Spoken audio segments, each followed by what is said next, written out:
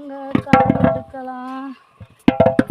வீடியோக்குள்ளே போவான். யார் யார் காய் எடுக்க வர்றது, சவுச்சவு எடுக்க வர்றவங்கெல்லாம் வாங்க காய் எடுப்போம். பாருங்க காய் தண்ணி விடாமல் இருக்கும். இந்த இதாகிடுச்சு. காய் எடுக்கணும், தண்ணி பாய்ச்சணும். பாருங்க கீழே பார்க்கணும். என்ன பண்ணுறது,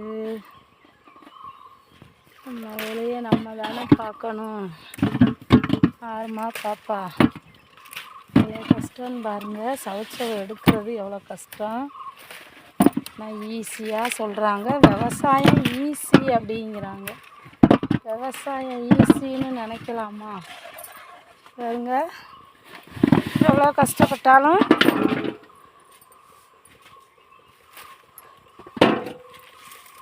கஷ்டப்படுறவங்களுக்கு தான் தெரியும் அந்த கஷ்டம் என்னன்னு. சும்மா இருக்கவங்களுக்கு யாருக்கு தெரிய போகுது. கஷ்டப்பட்டு இந்த காயை எடுத்து சேகரித்து கொண்டு போய் அங்கே போனால் 100 ரூபாய்க்கு கிலோ, 5 ரூபாய்க்கு, சிப்பை 200 ரூபாய்க்கு இப்படியெல்லாம் போகுது. ரொம்ப கஷ்டமாக இருக்குதுங்க. இதை நம்பி எவ்வளோ கடை வாங்கியிருக்கோம், எவ்வளோ நஷ்டம். உரம் வாங்கி, டீசல் வாங்கி, வேலை கூலி, ஒருத்தருக்கு வேலைக்கு போனால் கூட 300 400 சம்பளங்க.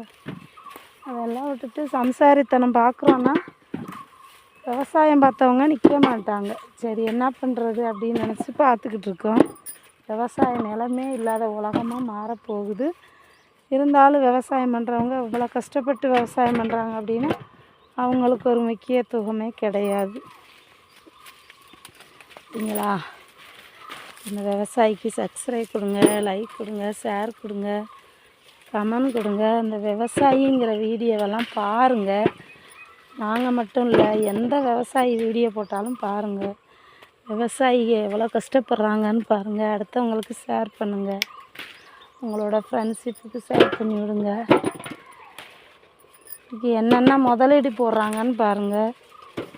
எங்கே பார்த்தாலும் நாட்டில் பிளாட்டு தான் அதிகமாக இருக்குது. விவசாயம் பண்ணுறதுக்கு நிலங்க கிடையாது. அப்படி இருந்தும் விவசாயம் பண்ணி நம்மளுக்கு உணவு கொடுக்குறாங்க இல்லையா, அவங்கள எப்படி நினைக்கலாம்? அவங்க ஒரு தெய்வம் மாதிரி நினைக்கணும்.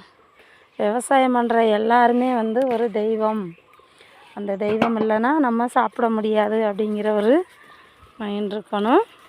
அதனால் இந்த விவசாயிகளுக்கு முக்கியத்துவம் கண்டிப்பாக கொடுங்க. இந்த வீடியோலாம் ஷேர் பண்ணுங்கள்.